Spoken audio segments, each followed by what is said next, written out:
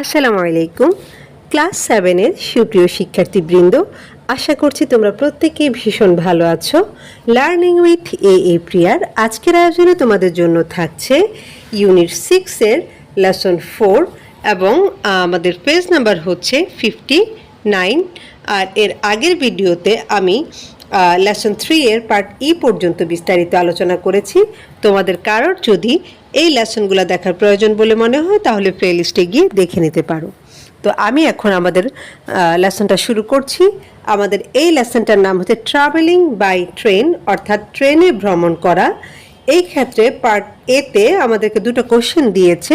প্রথম কোশ্চেনটা হচ্ছে, have you ever travelled by train, অর্থাৎ তুমি কি কখনো ট্রেনে ভ্রমণ করেছো? তো সেক্ষেত্রে তোমরা উত্তরটা দিতে পারো এরকম যে yes I have travelled by train several times. Several times মানে হচ্ছে অনেক সময়, অর্থাৎ আমি অনেক সময় ট্রেনে ভ্রমণ করেছি। তো এই অভিজ্ঞতা নিশ্চয়ই তোমাদের কম বেশি সবারই আছে। তো সেক্ষেত্রে আমরা অবশ্যই ইয়েস দিয়ে আনসারটা করার চেষ্টা করব। তারপর 2 নম্বর প্রশ্নে বলছে ইফ ইউ হ্যাভ, অর্থাৎ যদি তুমি ট্রেনে ভ্রমণ করে থাকো সেই কথাটাই বলছে। When, where, with whom and why did you go. তাহলে দেখো, যদি তুমি ট্রেনে ভ্রমণ করে থাকো তাহলে কখন, কোথায়, কার সাথে এবং কেন তুমি গিয়েছো সেটা এখানে উল্লেখ করতে হবে। খুব ভালো করে একটু খেয়াল করো, এই প্রশ্নটার উত্তর দিতে গেলে তোমাকে 4টা বিষয়ের দিকে খেয়াল রাখতে হবে। প্রথমটা হচ্ছে ওয়েন, মানে কখন তুমি গিয়েছো, যাওয়ার একটা সময় উল্লেখ করতে হবে। তারপর বলেছে ওয়্যার, মানে কোথায় তুমি গিয়েছো, অর্থাৎ তুমি ট্রেনে করে কোথায় গেলে। আমরা এরকম লিখতে পারি ঢাকা থেকে আমরা চিটাগং গেলাম বা চিটাগং থেকে আমরা কক্সবাজার গেলাম, অর্থাৎ যে যেখান থেকে ভ্রমণ করেছো সেটা উল্লেখ করবে। তারপর বললাম যে উইথ হোম, মানে কার সাথে ভ্রমণ করেছো। তো আমরা নর্মালি বাবা মার সাথেই যাই, আবার অনেকে হয়তো বা কোনো রিলেটিভের সাথে যদি গিয়ে থাকো সেটা উল্লেখ করতে পারো। এরপর হচ্ছে ওয়াই, মানে কেন তুমি গিয়েছো সেটাও তোমাকে এখানে এক্সপ্লেন করতে হবে। তো দেখো, এই প্রশ্নের উত্তর আমি এইভাবে লিখেছি যে I travel by train last December, অর্থাৎ গত ডিসেম্বরে আমি ট্রেনে ভ্রমণ করেছি। I went to Chittagong with my family to visit my grandparents during the winter vacation. তো এখানে দেখো সবগুলো বিষয় চলে আসলো যে আই ওয়েন্ট টু চট্টগ্রাম, আমি চট্টগ্রাম গিয়েছিলাম। তাহলে কোথায় গিয়েছিলাম সেটা হচ্ছে চট্টগ্রাম। কার সাথে গিয়েছিলে? উইথ মাই ফ্যামিলি, আমার পরিবারের সাথে। কেন গিয়েছিলে? তাহলে two visit my grand parents, আমার দাদা দাদিকে দেখার জন্যে। অর্থাৎ আমি আমার শীতকালীন ছুটিতে আমার দাদা দাদিকে অথবা আমার নানা নানিকে দেখার জন্য আমার পরিবারের সাথে চট্টগ্রাম গিয়েছিলাম। তাহলে এইভাবে করে তোমরা নাম্বার 1 এবং নাম্বার 2 এর যে উত্তর সেটা লিখতে পারো। এখন আমি পার্ট বিতে চলে যাচ্ছি এবং সেখানে বলছে লিসেন টু দ্য টিচার আর সিডি, অর্থাৎ টিচারের কথা শুনবে অথবা একটা সিডি টিচার শোনাবে, সেটা তোমরা শুনবে। And answer the following questions, এবং নিচের যে প্রশ্নগুলো সেগুলোর উত্তর দিবে। অর্থাৎ এই ক্ষেত্রে তোমাদের টিচার নিজে হয়তো বা কোনো একটা জিনিস রিডিং পড়ে শোনাবে, এই টপিকটা তোমাদেরকে রিডিং পড়ে শোনাবে, অথবা এটার একটা সিডি তোমাদেরকে শোনাবে। তোমরা খুব ভালো করে সেটা শুনবে এবং শুনে এখানে অনেকগুলো কোয়েশ্চেন দেওয়া আছে, সেগুলোর আনসার দেওয়ার চেষ্টা করবে। তো টিচার যেটা তোমাদেরকে শোনাবে সেটা হবে ঠিক এরকম যে the school is closed for summer, অর্থাৎ স্কুলটা হচ্ছে গ্রীষ্মের জন্য ছুটি দিয়েছে বা গ্রীষ্মকালীন ছুটি চলছে আর কি স্কুলে, এরকম বোঝাচ্ছে। Zishan and his younger sister Julie have finished their half yearly exams, অর্থাৎ জিশান এবং তার ছোট বোন, ইয়াঙ্গার মানে হচ্ছে ছোট, জিশান এবং তার ছোট বোন জুলি কি করলো, তাদের যে অর্ধবার্ষিক পরীক্ষা সেটা শেষ করলো। নাও দে হ্যাভ নাথিং, এখন তাদের কিছু করার নেই। অর্থাৎ এই যে তোমরা নিজেরাও অর্ধবার্ষিক পরীক্ষাটা দিলে এবং এখন একটু তোমরা কি আছো, রেস্টে আছো, তোমাদের তেমন কোনো কাজ নেই, সেরকম জিশান এবং জুলির ক্ষেত্রেও। But to watch TV and chat two their friends online, অর্থাৎ এই যে টিভি দেখা এবং বন্ধুদের সাথে অনলাইনে চ্যাট করা ছাড়া তাদের আর তেমন কোনো কাজ নেই। They are getting bored staying indoors, অর্থাৎ ঘরে থাকতে থাকতে তারা একেবারে বিরক্ত হয়ে গেল। বোর্ড মানে হচ্ছে বিরক্ত হওয়া।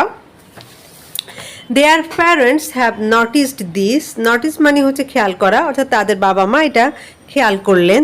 So they have decided to give a wonderful surprise to the children's.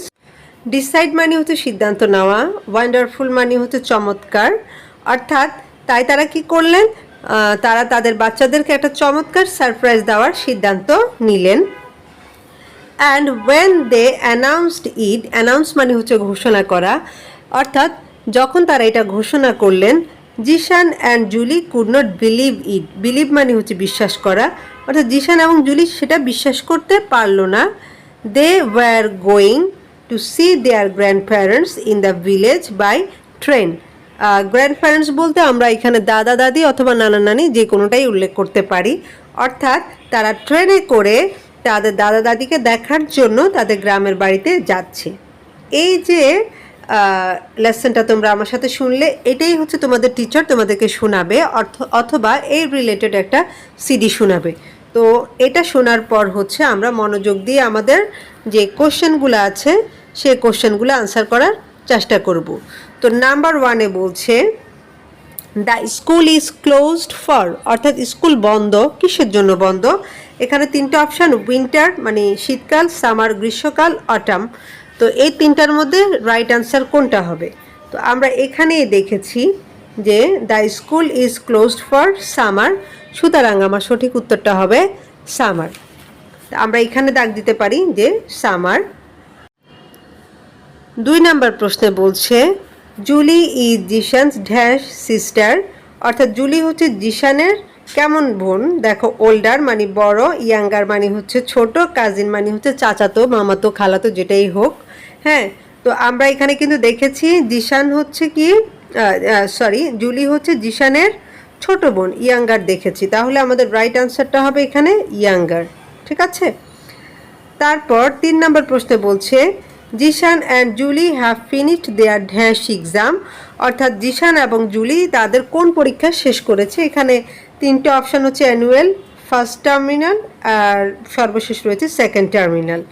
তো আমরা দেখেছি এখানে যে তারা হচ্ছে তাদের হাফ ইয়ারলি এক্সামটা শেষ করেছে, সো এটা হবে সেকেন্ড টার্মিনাল।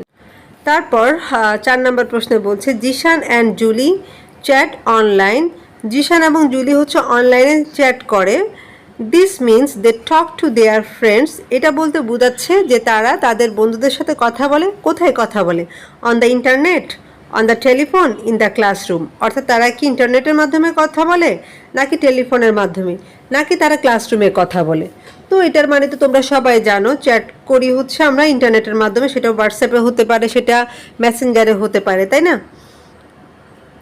তো এরপর হচ্ছে, এবং এই আনসারটা কিন্তু তোমরা এখানেও পেয়ে যাচ্ছ যে chat two their friends online, তারা অনলাইনে হচ্ছে বন্ধুদের সাথে কথা বলে।